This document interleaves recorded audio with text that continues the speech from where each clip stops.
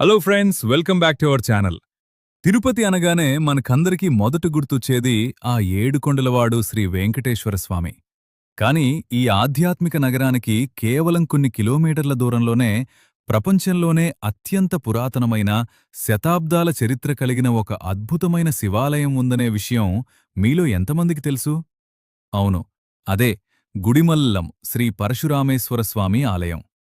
దాదాపు 2000 సంవత్సరాలకు పైగా చరిత్ర ఉన్న ఈ క్షేత్రానికి ఈరోజు మనం వెళ్తున్నాం.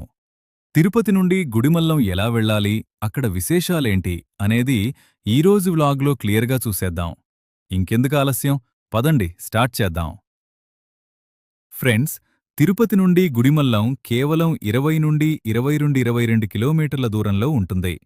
మనం తిరుపతి నుండి రేణిగుంట వైపు వెళ్ళి అక్కడ నుండి ఏర్పేడు రోడ్డు లేదా తిరుపతి ఎయిర్పోర్ట్ రోడ్డు ద్వారా గుడిమల్లం చేరుకోవచ్చు. కార్ లేదా బైక్లో వస్తే ఒక 30 నుండి 40 నిమిషాలు పడుతుంది.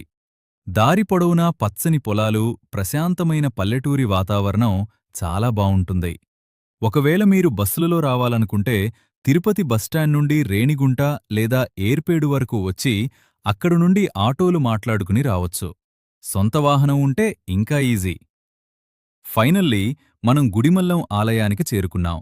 చూడండి, ఈ గుడిని ఆర్కియాలజికల్ సర్వే ఆఫ్ ఇండియా వాళ్ళు 1వ శతాబ్దానికి చెందినదిగా చరిత్రకారులు చెప్తారు. అంటే భారతదేశంలోనే పూజలందుకుంటున్న అత్యంత పురాతనమైన శివలింగం ఇక్కడే ఉంది.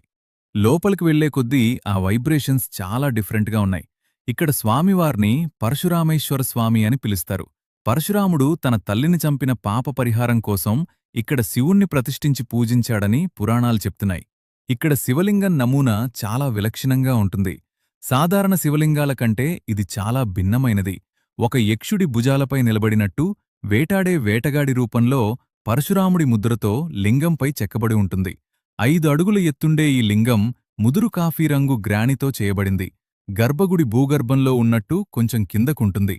ఇక్కడికొస్తే ఒక తెలియని ప్రశాంతత లభిస్తుంది. కేవలం పూజల కోసమే కాదు, హిస్టరీ మరియు ఆర్కిటెక్చర్ ఇష్టపడేవాళ్లకి ఇదొక వండర్ఫుల్ ప్లేస్. గోడలమీద ఉన్న శిల్పకళ చూస్తుంటే ఆ కాలం నాటి నైపుణ్యానికి ముచ్చటేస్తుంది. ఇక్కడ పల్లవ, చోళ, బాణరాజుల కాలం నాటి శాసనాలు మనకనిపిస్తాయి. సో అది ఫ్రెండ్స్, తిరుపతి కొండపై వెంకన్నబాబుని దర్శనం చేసుకున్నాక కాస్త